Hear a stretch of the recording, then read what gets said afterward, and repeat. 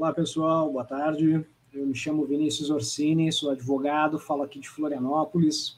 Muito obrigado mais uma vez por estarem assistindo o canal da Secta. Hoje a gente vai falar de um assunto extremamente importante, que é a elaboração da política de privacidade.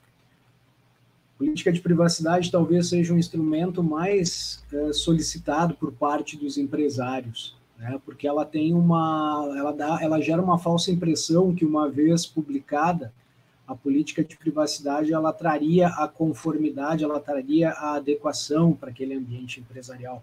Isso não é verdade, tá? A política de privacidade ela é apenas um instrumento, ela é apenas um instrumento que evidencia, que traz transparência, que esclarece aos titulares a forma como aqueles dados pessoais vão ser tratados dentro da organização. Desde a entrada dos dados numa ficha cadastral inicial, ou até mesmo no cadastro prévio de um e-commerce, ou no cadastro prévio de um trabalho conosco dentro do site da empresa.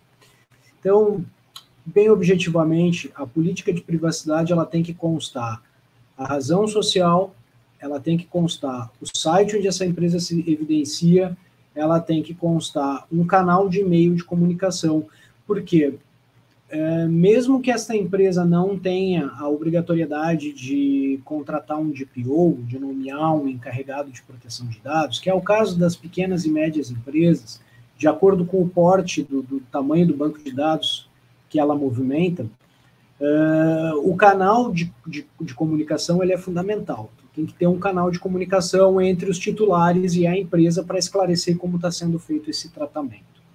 Bom, seguindo numa linha clara, tá? A empresa pode, inclusive, utilizar um esqueleto para que essa política seja elaborada dentro de um padrão onde há a previsão da legislação em vigor, que é a LGPD 13709, o Marco Civil da Internet 12965, de 2014, enfim, legislações que estão correlatas ao assunto, ao tema, né?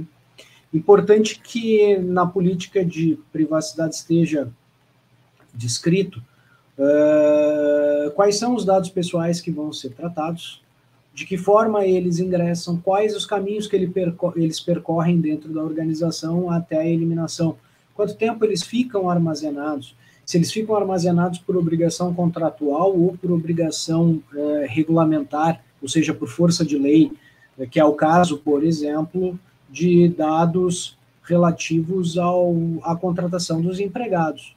Né? Isso é um ponto bastante interessante, porque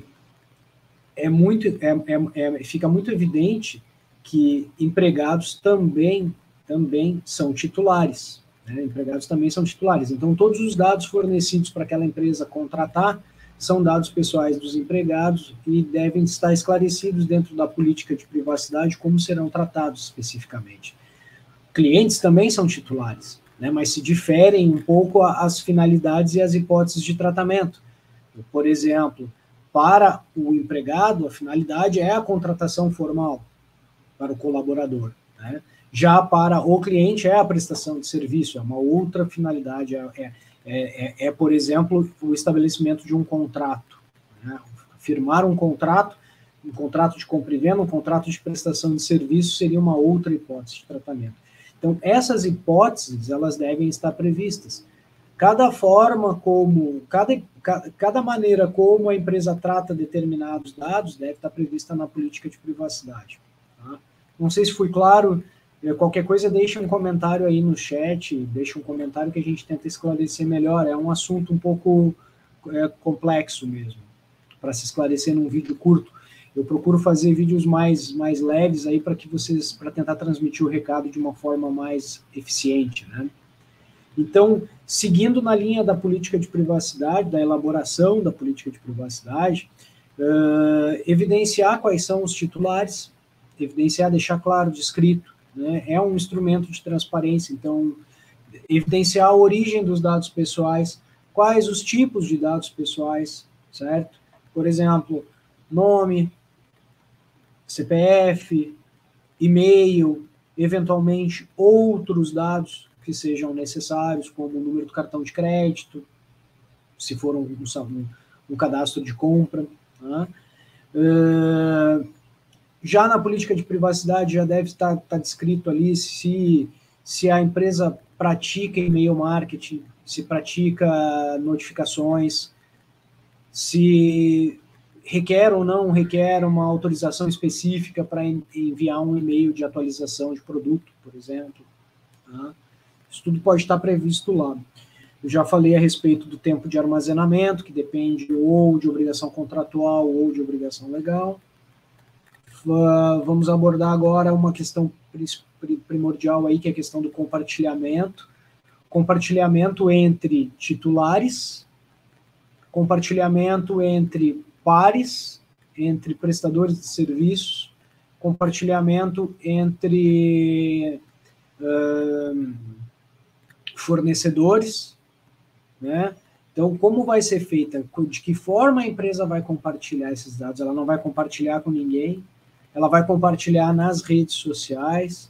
Então, essa forma como a empresa gere tanto os fornecedores, parceiros e redes sociais, etc., como ela vai fazer com que esses dados circulem, é fundamental que esteja evidenciado na política de privacidade. Tá?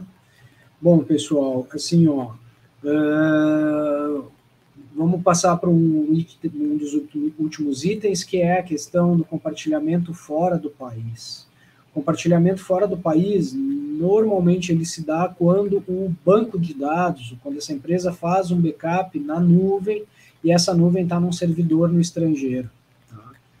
Então, aí tem que ter uma especificidade. A Lei Geral de Proteção de Dados prevê uma especificidade nesse caso. Tá? A LGPD prevê que tem que haver uma autorização específica para que esses dados estejam sendo compartilhados, mas principalmente que esse país aonde está sendo armazenado o banco de dados, que ele tenha conformidade com proteção de dados internacional. Bom, isso é um ponto bem específico que pode ser tratado mais aprofundadamente num outro vídeo, tá? A questão da segurança da informação, como essa empresa trata, por exemplo, a sua parte de equipamentos de software, a sua parte de gestão de software, de gestão de hardware, fundamental que esteja presente para trazer ao titular uma evidência de boa-fé, de conformidade, de boas práticas. Né? Por fim, gente, a questão do não fornecimento dos dados já é um compromisso assumido por parte da empresa. As atualizações que esses dados vão sofrer ao longo do tempo que vão ficar armazenados. E, por último, a política de descarte. A partir do momento que eles cumprirem a sua finalidade, como serão descartados. Então, enfim, assim, a política de privacidade é um instrumento complexo. Então, a sugestão que a gente dá, mesmo que você opte por pegar um instrumento, um modelo na internet ou algo do gênero, ele deve evidenciar a sua realidade. E muitas vezes, para que isso fique claro, é necessário o apoio de um profissional da área, especializado na área. Espero que o recado tenha sido dado, que vocês tenham compreendido. Eventualmente, deixem aí um ou outro comentário para a gente poder esclarecer melhor. Tá? Agradeço aos que ficaram até o final. Não esquece aí de se inscrever no canal do YouTube, dar um likezinho, ativa as notificações e até um próximo vídeo aí a respeito de proteção de dados pessoais. Tá bom? Valeu, pessoal, muito obrigado. Agradeço a todos. É isso aí.